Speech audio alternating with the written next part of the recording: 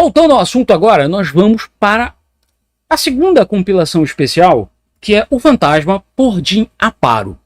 E essa configuração, apesar dela também ter aquele selo Prime Edition, acho que pelo acabamento, capa dura, né, o mesmo tamanho, aquele 17x26 e tudo mais, essa edição, ela traz o intuito de, na realidade, trazer uma coletânea, ao contrário da do Peter David, que era uma minissérie fechadinha, aqui é uma coletânea de histórias onde o artista principal foi o Jim Aparo. Jim Aparo, e isso aqui ela foi publicada, pessoal, para vocês terem uma ideia, no meados de 1969. Cara, coisa antiga, hein?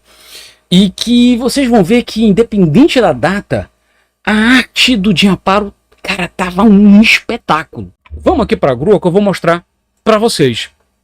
Pessoal, essa edição, de novo, vamos aqui para o Memento. O Fantasma de Aparo, essa edição ela tem 168 páginas e ela traz aproximadamente, eu acho que, cara, tem edição, ela tem várias histórias, ela tem 13 histórias, se eu não me engano, exatamente. São histórias pequenas, de 12 páginas, aproximadamente, tá? Perfazendo aqui, eu acho que é dessas 3 edições que eu vou trazer para vocês, essa é a mais corpulenta. Essa aqui tem 168, a do Peter David tem 148 páginas, eu acho. 148 páginas. Essa aqui tem 168. E, ao contrário da edição do Peter David, como a função dela é trazer uma coletânea a partir de um determinado artista, ela tem uma pegada vintage, que foi muito bem explorada também naquele Fantasma italiano, que eu vou deixar, que já foi resenhado aqui no canal. Então eles dão uma tonalidade, eles jogaram uma cor, um tom envelhecido no papel offset, que parece um quadrinho, sabe, antigo, um ar vintage, né? E, cara, isso aqui ficou muito bacana. Eles mantiveram, inclusive, botaram as publicidades que ficavam nas revistas na época, quando foram lançadas, né? Então, cara, isso aqui tem um charme, sabe, espetacular. E uma coisa assim, vamos lá, que talvez eu já vi gente reclamando, e que eu acho assim, que foi amenizado já na outra edição do Don Newton, é mais ou menos o seguinte: esse aspecto, essa tonalidade, esse filtro, vamos dizer assim, de papel envelhecido que eles jogaram em cima do offset, em determinados momentos, ele pode ser que ele acabe afetando um pouco as cores, sabe, a percepção das cores, da colorização.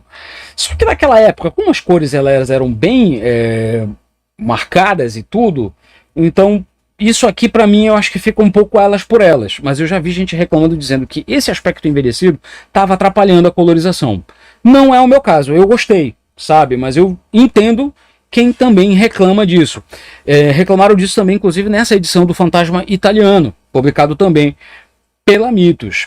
E aqui, pessoal, eu gostei bastante dessa edição também, porque ela tem um texto introdutório, sabe? E aqui mostra que o Jim Aparo, na arte, ele foi acompanhado dos roteiros por vários roteiristas, como Dick Wood, Don John Ardison e Steve Skates. E, cara, tem várias edições, e tem texto bem interessante, porque aqui, pessoal, essa fase, 1969 aproximadamente, tem aqui os anos em que foram lançados. Entre 1969 e 1970, já era a fase do Fantasma pela Charlton Comics. Então o texto introdutório mostra que o período, sabe, da Charlton, o período que ela estava sendo adquirida pela DC Comics, né? Logo depois os personagens da Charlton seriam aproveitados pelo Alan Moore para fazer o Watchmen. Já estava ali a fase seminal também da Crise nas Infinitas Terras, que mudaria totalmente o rumo dos quadrinhos também, seria um grande marco, né? Então esse texto aqui, ele nos ajuda a contextualizar melhor, né, toda a fase em que nós vamos ler aqui do personagem. E é assim bem legal, pessoal, porque assim, isso aqui é um resgate. Então é muito bacana você ver isso aí para os leitores antigos. Isso é uma delícia, né? Mostrar que toda a história, toda a revista naquela época, ela contava com a sua primeira página com um splash page, que meio que dava como se fosse o que hoje, né, nos trailers, seria um teaser da história. Ou seja, era uma splash page que ela estava situada em algum quadrinho, em algum momento chave, do meio para o final da história, com um texto introdutório já mostrando pra gente, dando a pegada, né, dando o ritmo, sabe, já botando o leitor assim, já em ritmo já de aventura, preparando o cara pro melhor e pro pior que o seu herói pudesse vir a enfrentar. Então já mostra aqui, ó, por exemplo, nessa história aqui, o Fantasma de Shangri-La, é bem interessante que mostra que a Terra Encantada, no lindo Vale do Sol, aparecia possuir um propósito duplo. O espírito Yanda sabia que precisava resolver tal enigma. Ou dezenas de vidas e um enorme resgate seriam perdidos. Então mostra que o fantasma se esquivando, dando porrada nos outros, se esquivando de uma lança. E a mulher, e uma mulher, né, sempre uma femme fatale, marca registrada das aventuras do fantasma, falando: destruam-no! Se o fantasma viver, Shangri-La estará perdida para sempre. Pessoal, isso aqui já deixava todo mundo falando: eita caramba, o que vai acontecer aqui com o fantasma? Que cidade de Shangri-La é essa?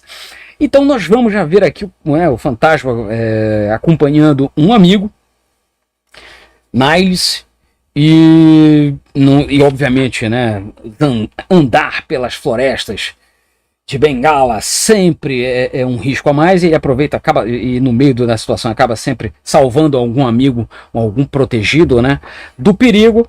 E se despede do seu amigo, que vai ser alvo de uma emboscada, uma armadilha sedutora, que vai levá-lo para a cidade perdida. Mais uma cidade perdida, olha aí, de Shangri-La.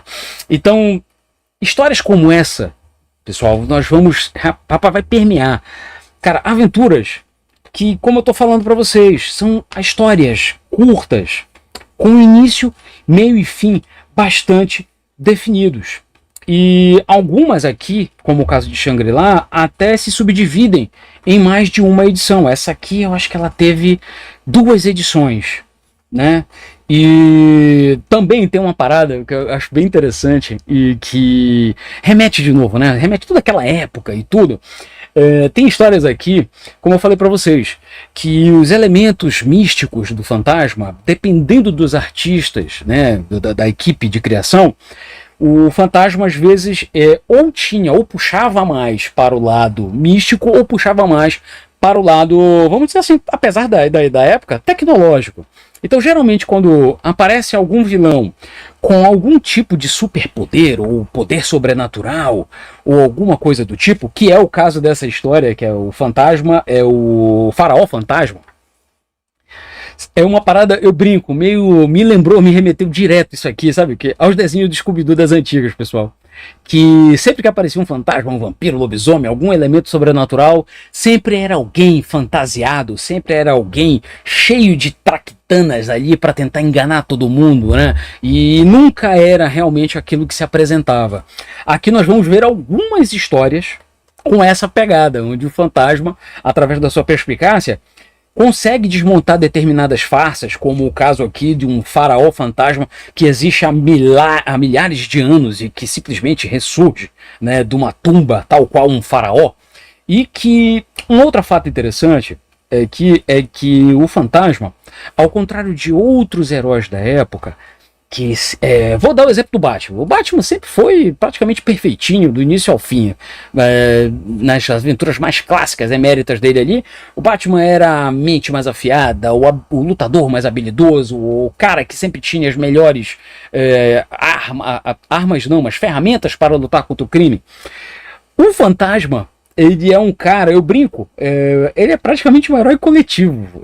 Ele, em boa parte das histórias que nós vamos ver aqui, ele quase sempre tem que utilizar, além obviamente das habilidades, né, que ele já tem de luta, caça, esse tipo de coisa, inteligência, já que ele também, tal qual não, né, ele inspirou o Bruce Wayne, ele foi preparado a vida inteira para substituir o seu pai, e muitas vezes a força dele não é suficiente, porque ele é apenas um herói, ele não tem superpoderes.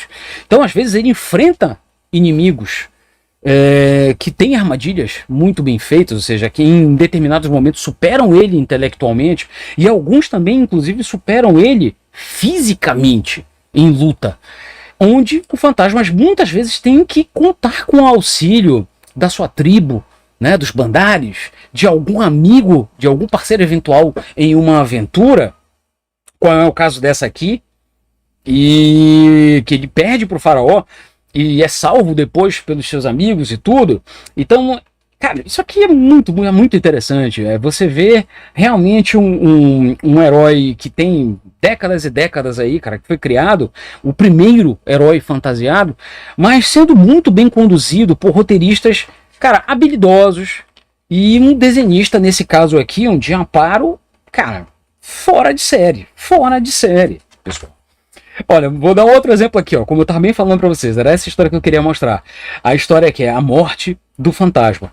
O fantasma aqui, ele tá engendrando aqui uma caçada para 2 mercenários, e os 2 mercenários conseguem se livrar dele, derrubando a ponte, e o fantasma fica à beira da morte, em determinado momento, logo no início da história, na realidade.